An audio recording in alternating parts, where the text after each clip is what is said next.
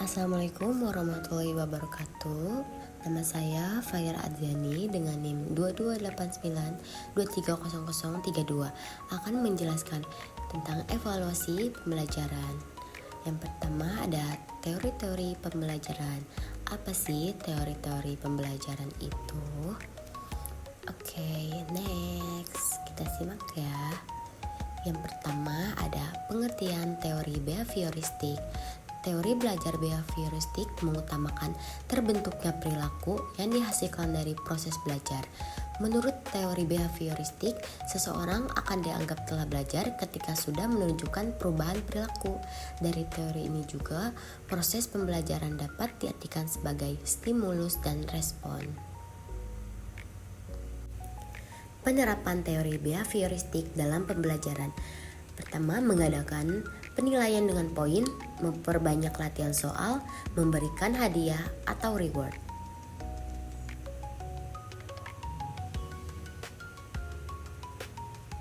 Pengertian teori belajar kognitif. Teori ini lebih menekankan pada respons atau perilaku. Teori belajar kognitif berupaya memahami bagaimana informasi diterima, diolah, dan digunakan oleh otak untuk menghasilkan pengetahuan dan pemahaman yang baru. Penerapan teori belajar kognitif menggunakan metode diskusi dan tanya jawab. Tanya jawab kepada sesama siswa atau sesama dosen. Lalu penugasan proyek dan tugas kreatif agar siswa mengembangkan keideannya, memberikan tantangan dan pembelajaran kolaboratif. Pengertian teori konstruktivisme. Teori belajar konstruktivisme adalah teori belajar yang mengedepankan kegiatan mencipta serta membangun dari sesuatu yang telah dipelajari. Kegiatan membangun konstruktif dapat memacu siswa untuk selalu aktif sehingga kecerdasannya akan turut meningkat. Penerapan dalam pembelajaran.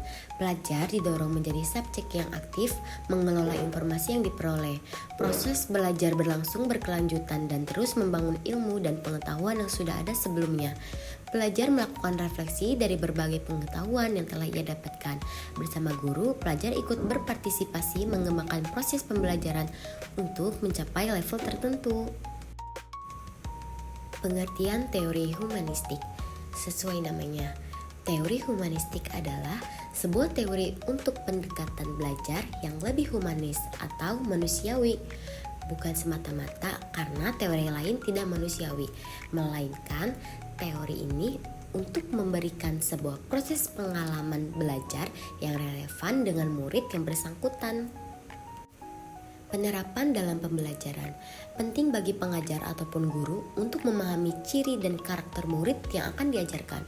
Mendorong murid untuk semakin meningkatkan kreativitas dan supaya lebih peka terhadap diri sendiri dan sekitarnya. Mendorong murid untuk sering melakukan penerapan yang serupa bahkan di luar proses pembelajaran. Melakukan evaluasi berkala selama proses pembelajaran. Bagaimana evaluasi pembelajaran bisa digagalkan secara efektif dan efisien?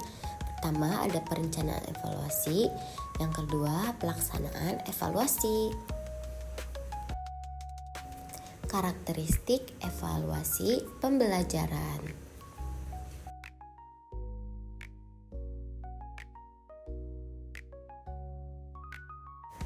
Karakteristik instrumen evaluasi yang baik itu seperti apa sih? Yang pertama, valid, reliable, relevan, representatif, praktis, diskriminatif, spesifik, dan profesional. Nah, ini adalah gambar taksoni Bloom.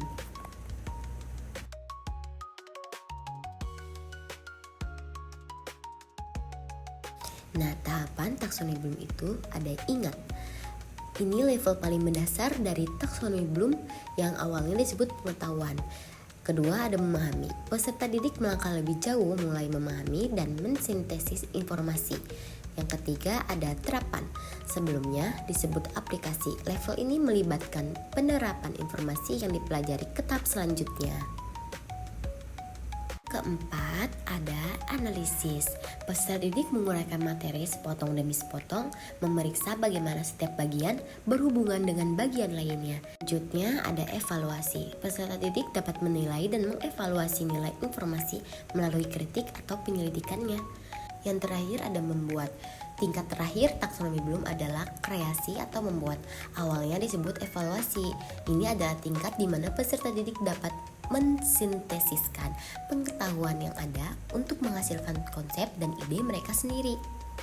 Cara menerapkan taksonomi Bloom dalam pembelajaran itu harus mengidentifikasi tujuan pembelajaran, mengembangkan pertanyaan yang tepat, mengembangkan aktivitas pembelajar, menggunakan teknologi, mengembangkan kemampuan berpikir kritis, mengembangkan kemampuan berkomunikasi.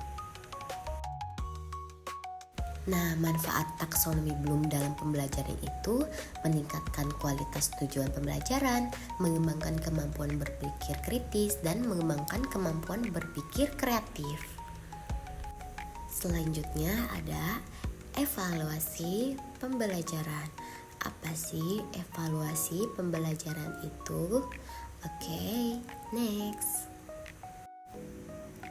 Adapun salah satu metode evaluasi yang bisa diterapkan atau sering digunakan ialah sebuah tes. Sebuah tes juga dibagi beberapa macam. Pertama ada tes tertulis, tes lisan, dan tes sumatif atau penilaian akhir. Pendekatan utama dalam evaluasi pembelajaran. Yang pertama ada pendekatan kuantitatif, kualitatif, formatif, sumatif, otentik, dan diagnostik. Manfaatnya itu dari evaluasi pembelajaran adalah meningkatkan kualitas suatu pembelajaran, dan evaluasi membantu menilai sejauh mana tujuan pembelajaran telah tercapai. Lalu evaluasi pembelajaran juga bisa memberikan umpan balik atau feedback kepada siswa atau guru. Nah, manfaat dari evaluasi pembelajaran bagi siswa itu mengetahui tingkat pemahaman dan kemajuan belajar, mendapatkan umpan balik untuk perbaikan, meningkatkan motivasi belajar. Manfaat bagi para pengajar, mengukur efektivitas metode mengajar, mengidentifikasi kelemahan siswa untuk bimbingan lebih lanjut, meningkatkan kualitas pembelajaran. Nah, selanjutnya ada tes pengukuran, penilaian, dan evaluasi. Apa sih tes dan pengukuran itu? Kita bahas ya. Tes merupakan suatu alat untuk melakukan pengukuran, yaitu untuk mengumpulkan informasi karakteristik suatu objek. Tes dapat diartikan sebagai sejumlah pertanyaan yang harus diberikan tanggapan dengan tujuan untuk mengukur tingkat kemampuan seseorang atau mengungkap aspek tertentu dari orang yang dikena tes. Adapun macam-macam tes, seperti tes tertulis, yaitu tes subjektif dan tes objektif, lalu tes lisan dan tes perbuatan. Nah, apa sih pengukuran itu? Pengukuran dalam evaluasi pembelajaran adalah proses kuantifikasi atau pemberian angka terhadap atribut atau karakteristik tertentu dari peserta didik. Proses pembelajaran atau hasil belajar dalam pengukuran melibatkan penggunaan instrumen standar untuk mendapatkan data numerik yang objektif. Adapun jenis-jenis pengukuran. Yang pertama, pengukuran berbasis kinerja, pengukuran berbasis observasi, pengukuran berbasis portofolio, dan pengukuran berbasis tes. Dan macam-macam pengukuran dalam evaluasi pembelajaran itu ada skala nominal, skala ordinal, skala interval, dan skala rasio. Nah, pengertian penilaian. Penilaian dalam evaluasi pembelajaran adalah proses pengambilan keputusan atau penentuan nilai berdasarkan informasi atau data yang telah dikumpulkan melalui pengukuran. Jenis penilaian evaluasi pembelajaran. Yang pertama ada penilaian formatif. penilaian sumatif, penilaian diagnostik, dan penilaian penempatan. Lalu ada macam-macam penilaian seperti penilaian autentik, penilaian tradisional, penilaian portofolio, dan penilaian berbasis proyek. Nah, pengertian evaluasi dalam pembelajaran adalah proses sistematis untuk mengumpulkan, menganalisis, dan menginterpretasikan informasi atau data mengenai efektivitas dan efisiensi suatu program, proses, atau pembelajaran. Jenis-jenis evaluasi dalam pembelajaran: evaluasi input, evaluasi proses, evaluasi output atau produk, dan evaluasi outcome atau dampak. Nah, macam-macam evaluasi dalam pembelajaran itu evaluasi normatif, sumatif, diagnostik, penempatan, program, diri, berbasis kriteria, dan berbasis norma. Selanjutnya ada instrumen evaluasi bentuk tes. Apa sih instrumen evaluasi bentuk tes itu? Mari kita bahas ya sama-sama. Jenis-jenis evaluasi bentuk tes itu ada tes objektif, tes subjektif, dan tes tindakan. Oke, tes objektif adalah tes yang dimana keseluruhan informasi yang diperlukan untuk menjawab tes telah tersedia disebut tes objektif karena penilaian objektif. Siapapun yang mengoleksi jawaban tes objektif, hasilnya akan sama.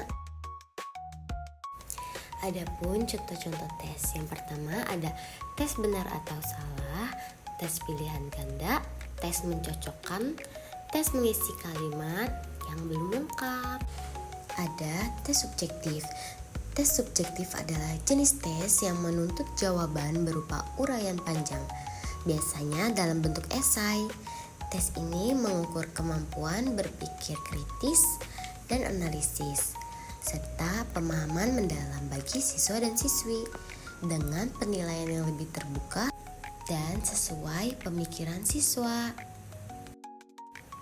Contoh-contoh tes uraian esai.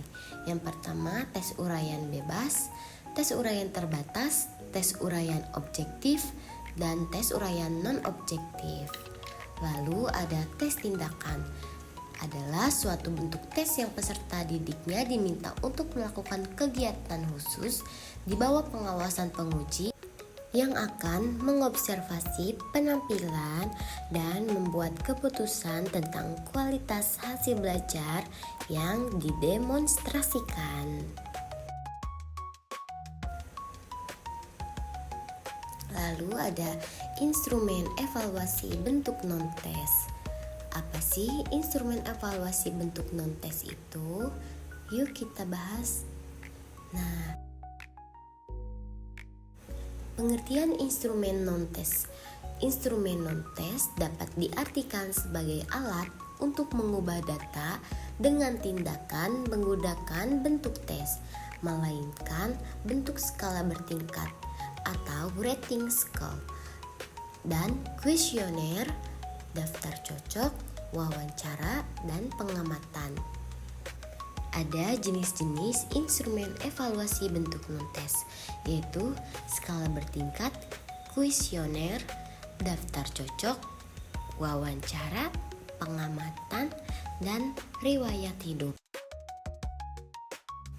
Nah, manfaat instrumen evaluasi bentuk non-tes itu membantu guru memahami peserta didik, mengumpulkan data yang lebih akurat tentang peserta didik, memberikan bimbingan yang tepat, mengukur aspek afektif dan psikomotorik.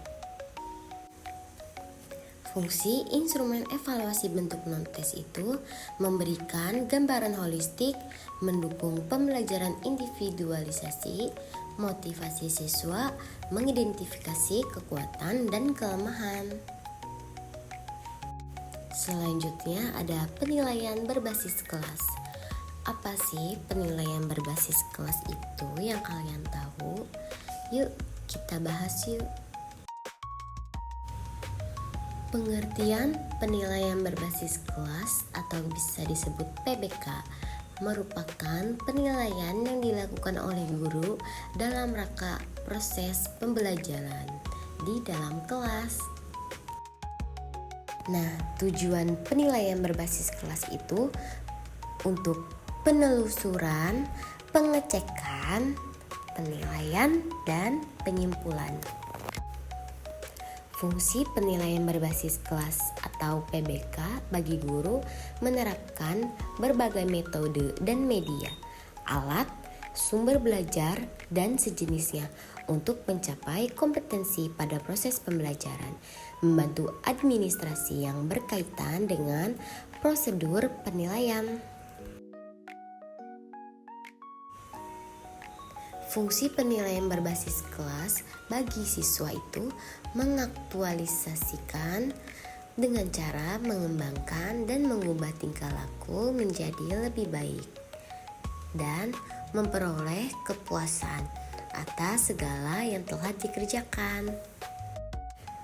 Manfaatnya itu mengetahui kemampuan dan kekurangan siswa, memantau kemajuan mendiagnosis kemampuan belajar siswa, memberikan masukan kepada guru untuk memperbaiki program pembelajarannya di kelas, memungkinkan siswa mencapai kompetensi yang telah ditentukan walaupun dengan kecepatan belajar yang berbeda-beda. Nah, keunggulannya itu mengumpulkan informasi kemajuan belajar baik formal maupun non-formal, mengumpulkan informasi menggunakan berbagai cara agar kemajuan belajar siswa dapat terdeteksi secara lengkap. Pencapaian hasil belajar siswa tidak dibandingkan dengan prestasi kelompok.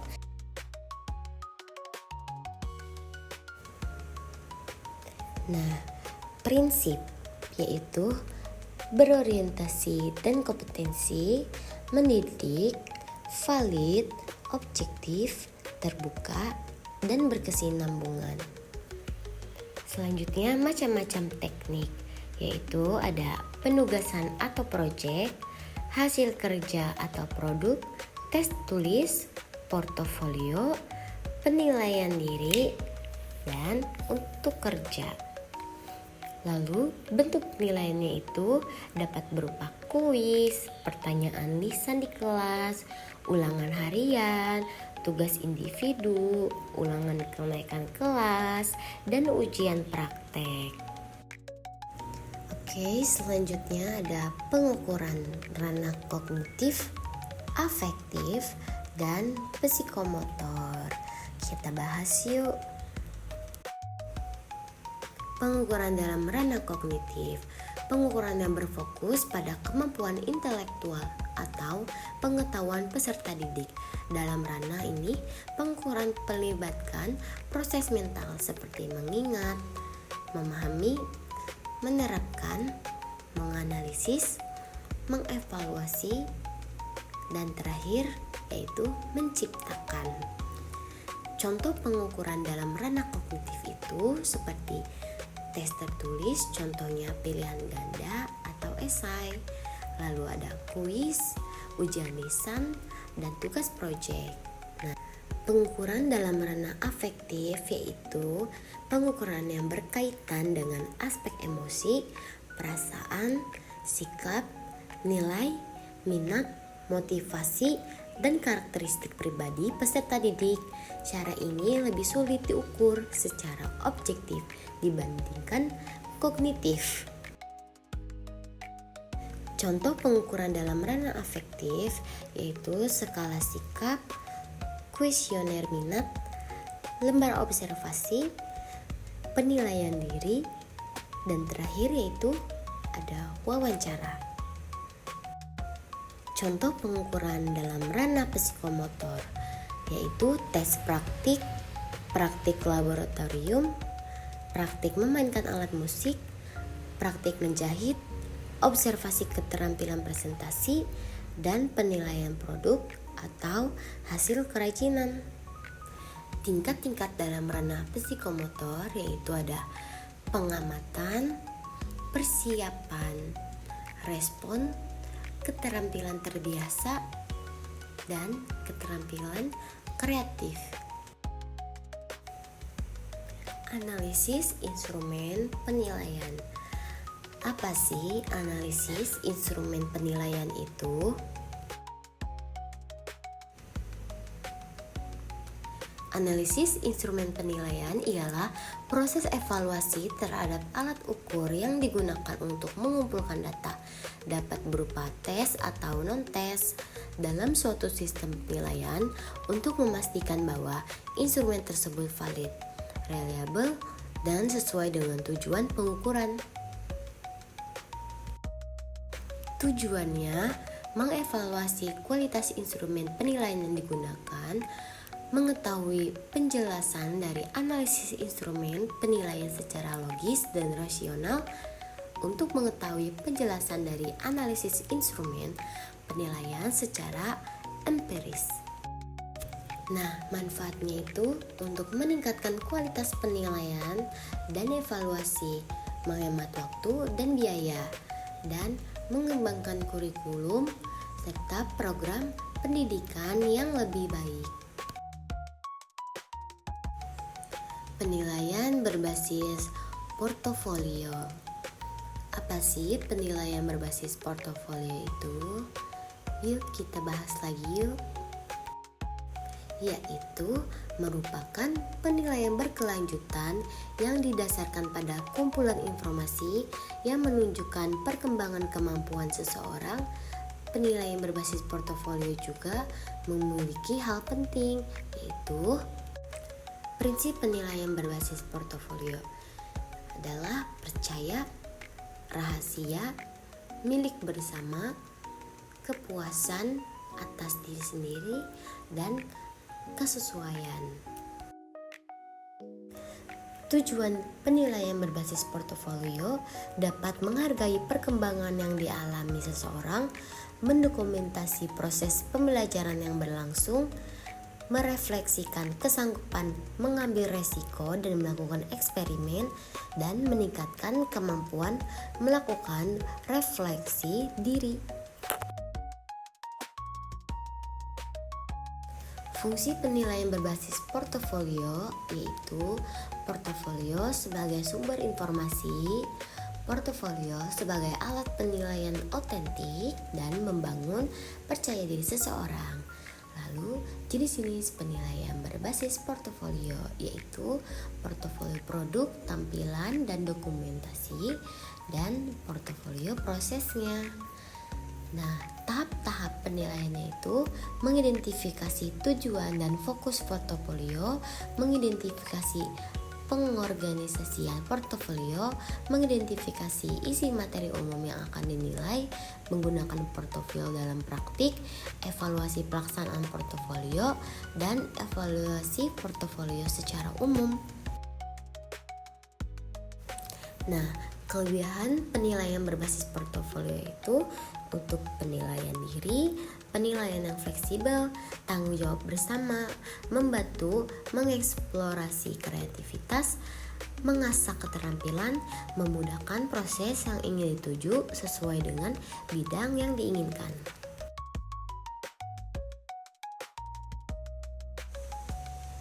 Kekurangan penilaian berbasis portofolio yaitu reliabilitas rendah, waktu dan tenaga, kurangnya pemahaman, dan membutuhkan ruang penyimpanan. Oke teman-teman, sekian dari saya atas pemaparan 9 materi tentang evaluasi pembelajaran. Kurang lebihnya mohon maaf. Terima kasih. Assalamualaikum.